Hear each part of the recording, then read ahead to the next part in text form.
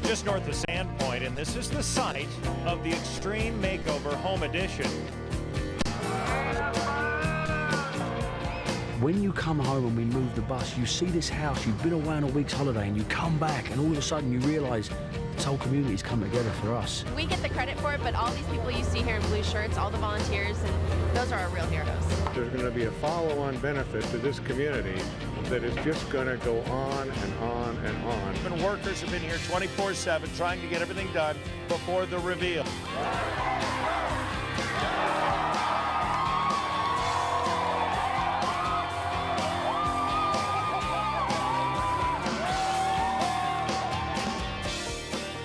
As anyone who is in this area are tuned in to News 4 throughout the month of November, this is the lasting image of what was left behind after the hit ABC show Extreme Makeover Home Edition completed a dream come true for the Hebert family of Sandpoint. Hello, I'm Mark Peterson.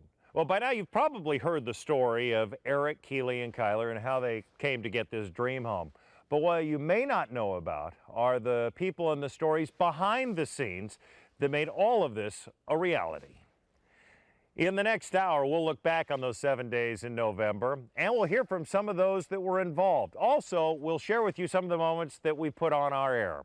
Also, we'll give you an idea of what happened when a town, a community, an entire region came together to make this makeover happen.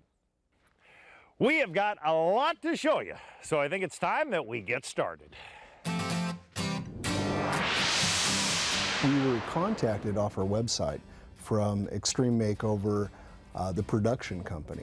And it's interesting that when they contacted us, it came through my office, of course. When my office asked me about it, my wife and I, Lori, who's my partner, we looked at everybody and we said, Extreme what? Todd and I, unfortunately, were a couple of those people who didn't really know what the show was. I think we'd probably seen bits and parts and thought, ooh, that looks stressful, click. We, didn't want to watch anything about a house that had to be built that fast. And remember, we'd never seen the show. And my whole office, they all stepped forward. And I looked at my wife and she looked at me and thought, oh boy, we better start watching it. We watched it, we went back the next day and we said, we're going to do it. And I really have to lay the credit to my company, my people. They're the ones that said, hey, this is important and we're going to do it. So that's how it happened. There were some challenges, definitely. We had Spokane, our center of operations, and Sandpoint, so two very distinct communities. It was actually really rewarding, I think, that it was that far away for us because we met all these new people, all these different people worked together, the two communities were really brought together. And I called individual Stan, by the name of Stan Hatch, very integral to the community, and Stan made the calls and we went up there and had the first meeting. We had all the key people in Sandpoint and they all said, my goodness, what can we do? How can we help? How can we make this thing a success? Well, when Jim Sullivan called me and asked me to handle the community side of it, it was really clear to me that this was going to be for a family. But what I didn't realize that what was going to happen was that how collaboration, participation, and inclusion were going to result in having the entire community get behind something. Todd Sullivan walked into our office one afternoon and said, you won't believe this, but we've been asked to do the home makeover, extreme home makeover, and we're going to do it.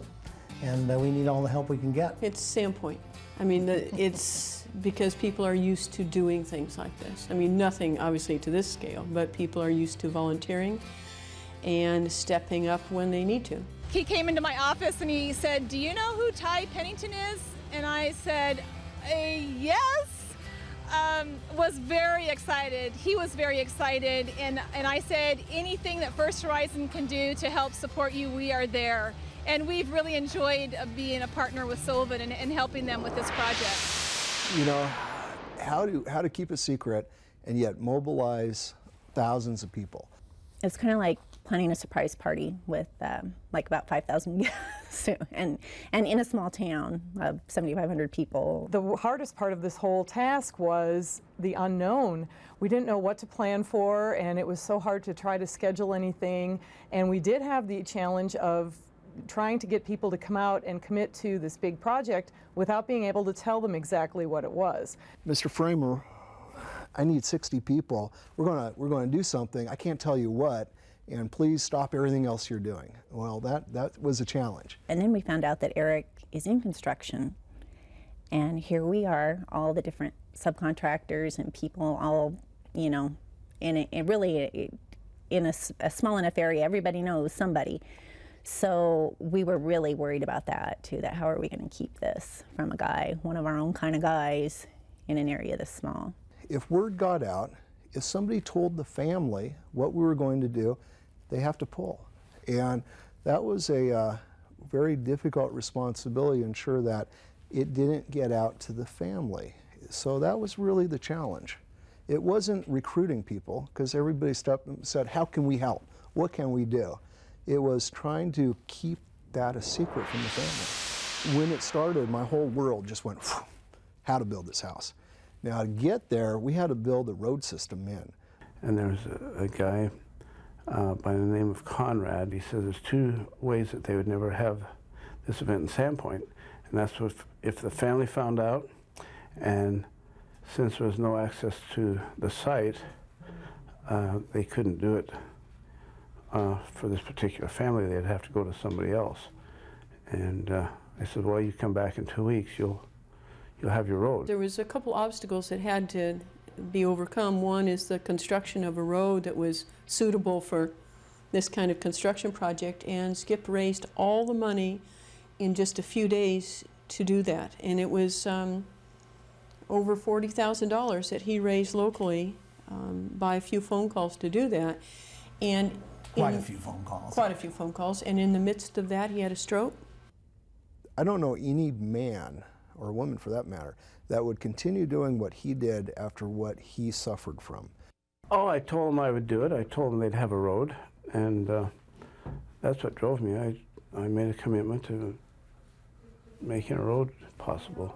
Skip kind of led the way, and everybody followed. It does seem so incredible that so many people knew so far in advance and all the planning that was needed. But it all had to start with the cast and crew showing up one Saturday morning and that knock on the door. It's a moment the Hebert family won't forget. I couldn't believe it. You know, they keep you in the dark, and I honestly didn't think they were coming, but I'm glad they are. And it's very exciting, very exciting. I can't say it enough. We're just north of Sandpoint, and this is the site of the Extreme Makeover Home Edition. And more importantly, that is the home that's going to be made over. I think when I return and really see the house and take it in, I'm expecting a few tears to shed, that's for sure. But it's going to be, right now it's just, you know, kind of surreal and overwhelming, but yeah, it's totally awesome. So, Ty and his crew have come in, and over the period of 1 week, they're going to transform this into something that everyone says, how did they do that? When you build a house in a year, it's always delivery of goods, materials. When you build a house in 7 days, those problems still arise. But you've then got to factor into the equation, when it rains on a year build, the guys just pull off the job and go home till it comes back and it stops raining. We ain't got that luxury. All of the men and women that help us out, and believe me, there's thousands, they just plow on through. Basically, I worked with a lot of people in Sandpoint that headed up the food, the volunteers, safety, some subcontractors, and helped try to coordinate all the Sandpoint people, which we wanted to use as many Sandpoint people as possible, along with all the Spokane people and everybody in between. So there was just a lot of preparation behind the scenes. I had no idea what I was getting into. There were no guidelines in the beginning to know what it involved. I was told that we would be, the local volunteers would be supplying meals at 6 p.m. and at 10 p.m. And we would be doing food in the VIP tent. That's really all I knew.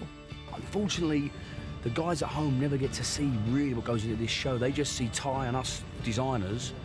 But there's thousands of people, from the suppliers to the building guys to the workers to the guys that bring us food at night to the guys and girls that clean the toilets. There is thousands of people. It's always about a strong community, a lot of volunteers.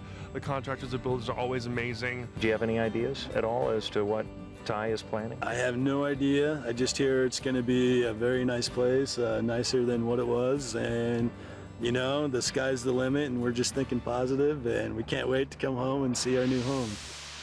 When we come back to this behind-the-scenes adventure, the Hebert family's gone, but the fun's just beginning here because it's Demolition Day.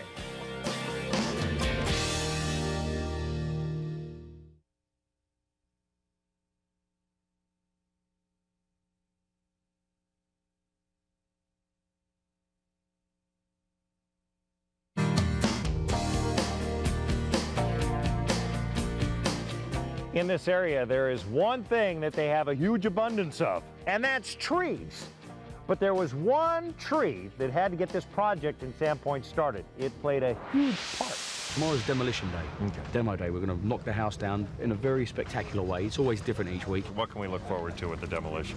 Well, you know what? It's always different in every project and in every house, and I don't know. It's going to be a surprise for me, too. I know we're demolishing tomorrow. I'm not sure how we're going to do it.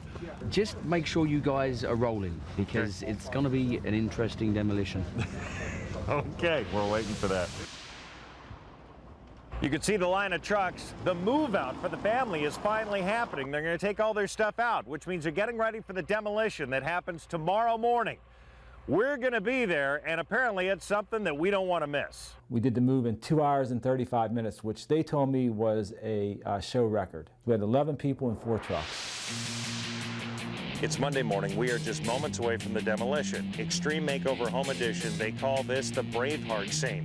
And behind me, that house soon will be demolished, and they're hoping with one fell of a tree, most of their work will be done by Mother Nature and the help of a chainsaw.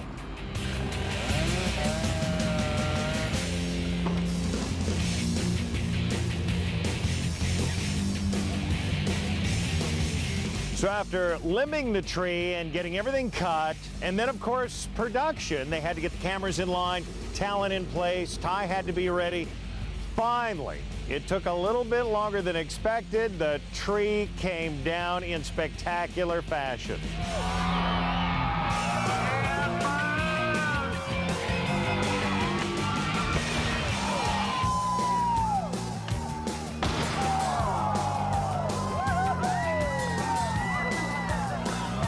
And now the tree's down, now what? Well, we got to get rid of the house. So the crews went to work.